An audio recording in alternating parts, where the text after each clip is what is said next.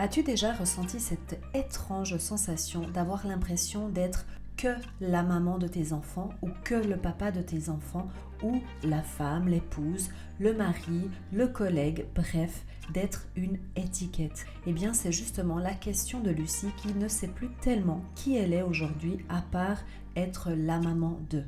Et si tu te reconnais dans cette description, eh bien, je t'invite à rester pour écouter les conseils que j'ai à donner à Lucie. Hello toi et bienvenue sur mon podcast. Je suis Anna Alice et ici on prend un moment pour arrêter le temps, respirer et se reconnecter avec soi-même. Chaque lundi, je te propose des échanges sincères, des témoignages inspirants et des discussions sur l'organisation avec un focus sur le bien-être mental. C'est ton espace pour faire une pause, prendre une bouffée d'air frais et trouver des clés pour avancer avec confiance. Alors, installe-toi confortablement et rejoins-moi pour ce moment de partage. Hello toi, j'espère que tu vas bien. Bienvenue sur cet épisode de podcast que je me réjouis de filmer et d'enregistrer. Tu peux me voir sur YouTube. Hello, si tu es sur YouTube, et sinon sur le podcast, eh bien je suis dans tes oreilles. Et oui, c'est un petit peu bizarre, mais je suis quand même dans tes oreilles. Et aujourd'hui, on va aborder, comme tu l'as entendu en intro de ce podcast, la question de Lucie qui, elle, se demande comment finalement se redécouvrir et savoir qui l'on est vraiment après avoir été maman. Mais en fait, finalement, cette question va bien plus loin que seulement le rôle de maman. C'est peu importe n'importe quel rôle dans ta vie. Est-ce que tu es vraiment celle que tu es devenue? Et est-ce que tu as envie d'être toujours celle que tu es aujourd'hui? Si la réponse est oui, eh bien c'est tant mieux. Si la réponse est non, eh bien je vais essayer de te partager quelques conseils, quelques clés qui peut-être pourront t'aider à avancer. Car moi-même, j'ai dû plusieurs fois me poser cette question et je pense sincèrement que ce n'est pas une question ou quelque chose que tu termines à un certain moment. Je pense que c'est une quête, c'est un chemin de vie. Et c'est important à chaque fois que l'on a de nouvelles expériences, que l'on a des transitions de vie, des changements importants, ou même pas si importants, mais tout simplement que la vie évolue, que tu évolues aussi dans ton âge, et bien que tu te transformes petit à petit. Je vais te lire la question de Lucie, comme ça tu pourras peut-être plus t'identifier à Lucie, qui est maman de 2 enfants et qui a 35 ans aujourd'hui. Et elle me demande, mes enfants grandissent, deviennent de plus en plus autonomes et pourtant j'ai toujours l'impression d'être seulement une maman. J'ai du mal à retrouver qui j'étais avant eux et à me voir autrement qu'à travers mon rôle de mère. Comment puis-je mieux redécouvrir cette partie de moi qui semble mise de côté depuis des années? Alors déjà, merci Lucie pour ta question. Et avant d'aborder les réponses et mes conseils, j'aimerais souhaiter la bienvenue à toutes les personnes qui ne me connaissent pas. Je m'appelle Anna Alice et je suis ici à travers ce podcast pour t'aider à évoluer dans ta vie, à justement remettre de l'ordre dans ta vie, que ça soit chez toi ou en toi, grâce à des outils comme l'organisation et le fitness mental qui va te muscler ton cerveau, mieux gérer le stress et mieux gérer tes émotions. Et justement, la première chose que j'ai envie de dire à Lucie et à toutes les personnes qui se sont reconnues, et encore une fois, j'insiste à chaque fois sur le fait que tu n'as pas besoin d'être maman, tu n'as pas besoin d'être papa pour peut-être suivre ces conseils, parce que finalement, on peut tout simplement s'identifier à un rôle par rapport au travail, à nos collègues, à nos supérieurs, aux personnes qui travaillent pour nous ou tout simplement dans une fratrie. Bref, tu l'as compris, on peut s'identifier à un certain rôle à un certain moment de notre vie et quelquefois on ne se sent plus tellement aligné avec la personne que l'on est devenue. Alors que faire ? Alors mes conseils vont être très très simples et d'ailleurs ils se basent sur 3 choses spécifiques. Donc c'est comprendre, accepter et avancer. Donc je m'explique. La première chose donc de comprendre, c'est d'accepter que c'est normal d'avoir ce genre de sentiment à un certain moment quand on se rend compte que finalement on s'est peut-être perdu un peu trop loin dans notre rôle. Là par exemple par rapport à Lucie, peut-être que tu t'es laissé un petit peu emporter par cette vague de la maternité, des choses qu'il y a à faire, des responsabilités que tu as et tu t'es laissé un petit peu aller dans cette direction-là, ce qui est tout à fait compréhensible et normal. Donc déjà de comprendre que c'est complètement ok que ça se passe comme ça, eh bien c'est déjà assez, libérateur. Parce que souvent, on a tendance, peu importe qui on est, mais surtout les femmes, à se culpabiliser pour tout. Et alors quand on a des enfants, c'est encore exacerbé, ce sentiment vraiment de culpabilité. On a toujours l'impression qu'on prend la mauvaise décision, que finalement on va tout le temps dans la mauvaise direction. Alors que en fait, à un certain moment, surtout quand tes enfants sont petits, tu te laisses un peu porter, tu diriges de temps en temps, mais finalement tu t'oublies assez souvent. Donc la maternité va créer une identité qui est très forte, d'appartenance, de famille, de créer ce cocon. Et c'est ok, c'est complètement normal. Donc déjà le reconnaître, c'est quelque chose qui va t'aider à avancer dans ce parcours. Parce que j'insiste toujours, quand on essaye d'avancer dans notre vie, quand on parle de développement personnel, donc de développer notre personne pour devenir qui on a envie d'être, eh bien c'est important de reconnaître qu'est-ce qui s'est passé avant, quels sont nos sentiments, de pas simplement les balayer d'un revers de main parce qu'on se dit non, c'est bon, je passe à autre chose, je tourne la page et c'est fini. Non, il faut quand même se retourner, regarder, accepter et avancer. Ça va nous aider tout simplement à aller plus rapidement là où on a envie d'aller. C'est pas facile, hein, ok? Si vous rigolez, ne vous moquez pas. Je suis ok que vous rigoliez, mais pas que vous vous moquiez, ok? Alors on continue, merci. Et donc il est tout à fait naturel au fur et à mesure que nos enfants évoluent, qu'ils grandissent, eh bien qu'on se sente un peu perdu parce qu'on a le sentiment qu'on ne sait plus qui on est à partir du moment où nos enfants changent. Parce que c'est la preuve que la vie est en train d'avancer. Et c'est vrai que ça peut être quelque part des fois un peu déroutant. Et ça peut faire peur tout simplement de se dire ok, mon enfant évolue, il grandit, il devient quelqu'un, il essaie de s'affirmer et moi finalement, qui suis-je là au milieu? Donc c'est naturel de ressentir un certain vide, c'est ok. Et justement, je pense que c'est la bonne occasion à ce moment-là de se poser les bonnes questions, c'est-à-dire de savoir, ok, qu'est-ce que moi, personnellement, j'ai envie de faire pour ma vie? Parce qu'avant tout, avant d'avoir des enfants, avant d'avoir un couple, une famille, eh bien, tu es une personne à part entière. Donc c'est ça, on va essayer de se reconnecter à cette essence-là, à cette personne-là que tu es. Et c'est justement mon deuxième conseil. En fait, dans ta question, Lucie, je vais revenir sur une partie de ta question car c'est quelque chose qui m'a vraiment marqué quand je l'ai lu et c'est pour ça que j'ai choisi ta question car tu as écrit « J'ai du mal à retrouver qui j'étais avant eux et à me voir autrement qu'à travers mon rôle de mère. » Et justement, mon deuxième conseil, c'est de ne pas essayer d'être la personne que tu étais avant d'avoir tes enfants. C'est-à-dire de te découvrir tel que tu es aujourd'hui. Qui as-tu envie d'être aujourd'hui? Parce que le problème, c'est que souvent, quand j'ai des coachings et qu'on essaye de justement savoir qui on est aujourd'hui, eh bien, j'ai souvent cette tendance qui revient, qui est de savoir qui est-ce que j'étais avant et surtout, c'est pas le fait d'aller chercher qu'est-ce que tu aimais faire avant parce que ça c'est ok, mais c'est juste de ne pas vouloir être la personne que tu étais avant parce que tu ne pourras jamais être la personne que tu étais avant parce que tout simplement, tu n'avais pas les expériences, tu n'avais pas les mêmes personnes autour de toi. Imagine avec ta famille, tu n'avais peut-être pas toutes ces personnes autour de toi. Donc c'est normal que tu es différente aujourd'hui et que le but de tout ça, de se redécouvrir, c'est tout simplement de prendre effectivement ce qu'il y a à prendre de ton passé éventuellement, mais en aucun cas d'aller rechercher exactement la personne que tu étais avant.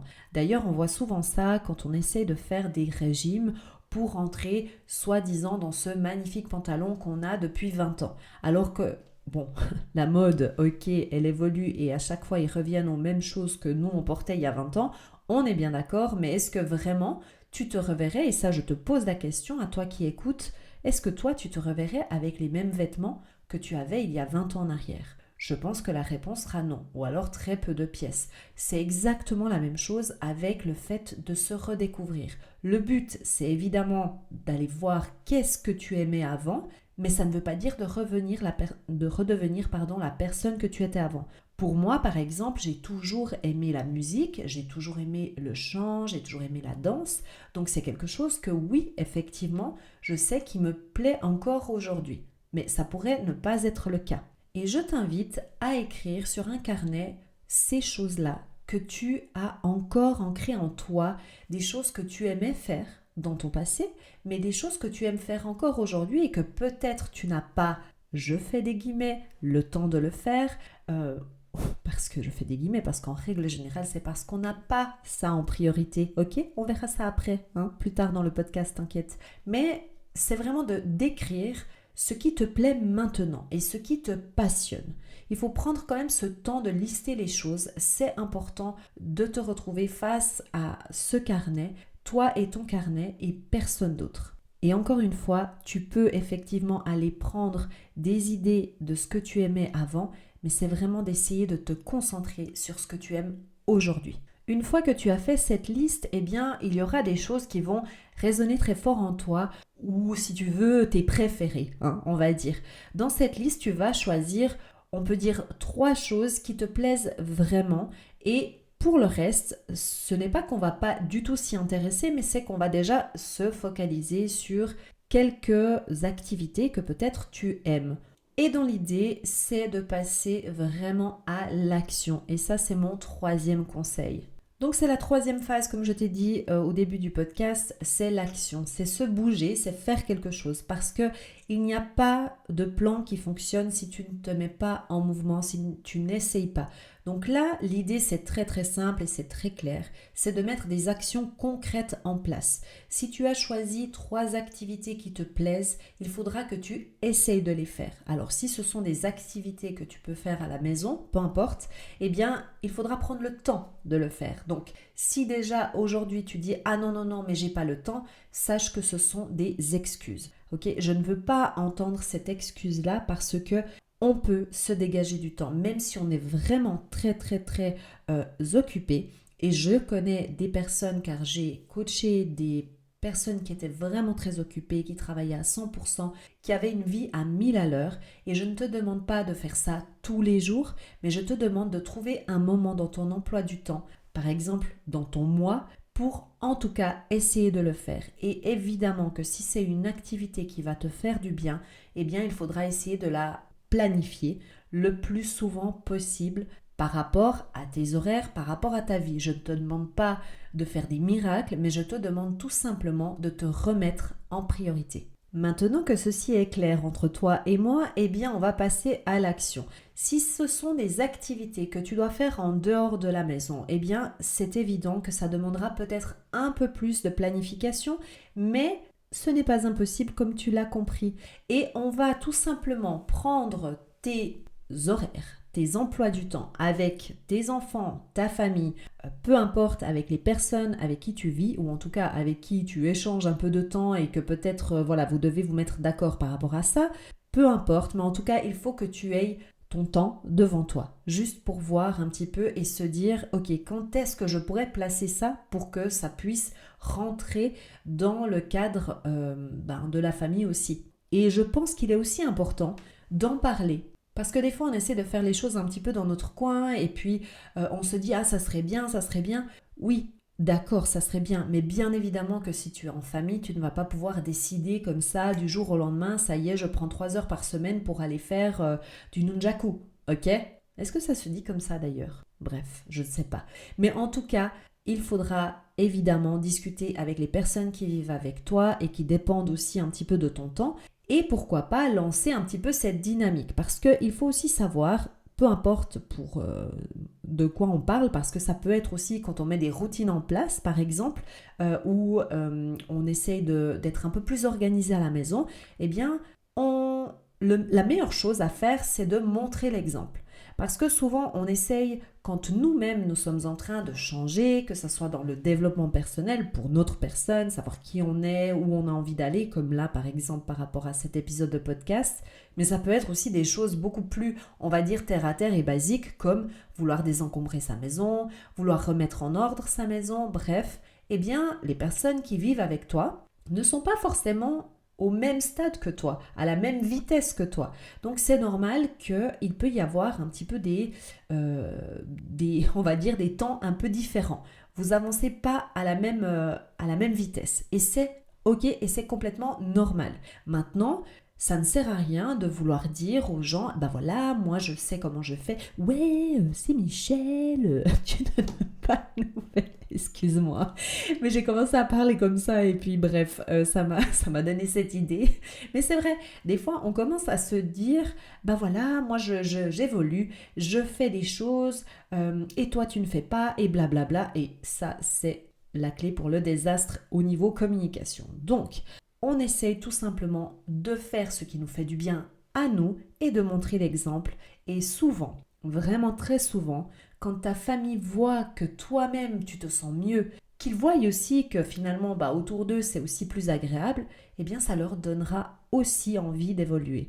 Et c'est encore mieux quand on en discute avec les personnes qui vivent avec nous parce que évidemment, ce sont des changements qui vont aussi les impacter. Donc c'est important qu'ils comprennent que finalement tu es dans cette démarche où tu as envie de découvrir de nouvelles choses et que peut-être aussi, et ça c'est aussi une des clés pratiques que j'ai envie de te transmettre, c'est que tu peux aussi les faire participer par rapport à ce plan d'organisation familiale pour que tu puisses avoir effectivement du temps personnel pour toi, mais peut-être qu'il y aurait aussi dans ton envie d'évolution du temps en famille pour faire une activité bien précise. Donc concrètement, comment ça se passe ? On a bien compris, on communique avec sa famille, mais d'abord, on décide des 3 activités que l'on aimerait potentiellement planifier et dégager du temps pour ça. Et après, concrètement, on se met devant notre agenda, papier, Google Calendar, iCal, bref, n'importe quel agenda et tu bloques du temps pour aller essayer ces activités. Si tu as envie de commencer la danse ou des cours de chant que tu n'as jamais osé faire le pas, recherche les écoles qui peuvent être disponibles pour l'activité que toi tu as envie d'entreprendre, recherche les horaires, recherche aussi les tarifs parce que c'est évidemment important et renseigne-toi et va essayer. Mais bloque-toi du temps dans ton agenda parce que si tu as juste ça dans ta tête et que tu te dis oui, un jour j'irai et j'essaierai, ça ne va pas arriver. Donc on met des choses concrètes en place et c'est pour ça que je dis que la troisième étape, c'est de passer à l'action. S'il n'y a pas d'action, il n'y a rien qui se passe.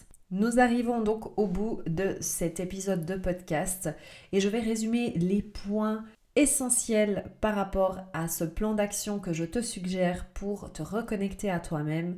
C'est d'abord d'être complètement OK et d'accepter cette nouvelle phase de ta vie.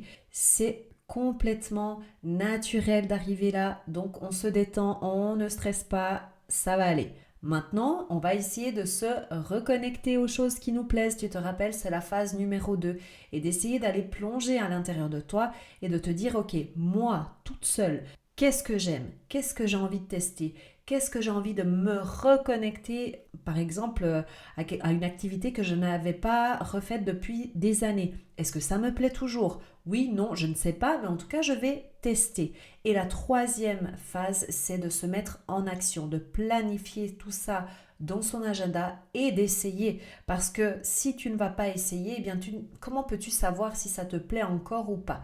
Donc vraiment, j'espère que ces conseils vont te motiver à pouvoir organiser quelque chose pour toi et n'hésite pas à m'écrire sur Instagram ou sur mon email pour me donner des nouvelles par rapport à cet épisode de podcast. Je ne sais pas si tu sais, mais sur les plateformes de podcast, surtout sur Spotify et sur Apple Podcast, tu peux laisser des commentaires. Donc je t'invite à aller exploser la boîte de messages. Et si tu me regardes sur YouTube, tu peux t'abonner et aussi laisser des messages pour que je puisse aller voir que tu me soutiens et surtout de voir si ça te plaît ce genre d'épisode et si je continue à faire ce genre d'épisode.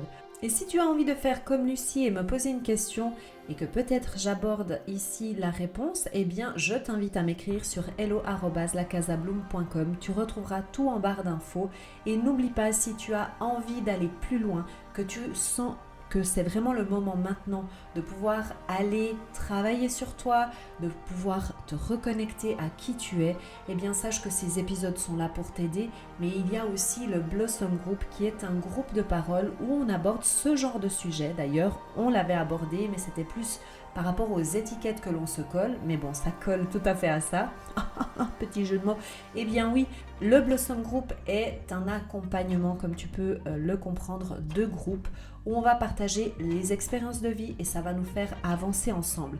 Si ce format de groupe ne te convient pas, eh bien sache que j'ai aussi des accompagnements individuels où on va pouvoir aller aborder toutes tes questions par rapport à se reconnecter à toi, mais aussi à remettre de l'ordre dans ta vie et dans ta tête, dans ton esprit. Et ça, c'est ce que je propose en tant qu'accompagnement. Et si tu as envie de mettre de l'ordre dans ta vie au niveau de ta maison, eh bien n'oublie pas qu'il y a la boutique sur la Casa Bloom avec les livres d'organisation. Je te dis à bientôt. N'oublie pas de suivre tes rêves car ils connaissent le chemin. Et si jamais, je suis sur Instagram aussi car j'ai oublié de te dire. Voilà, bye! Ciao!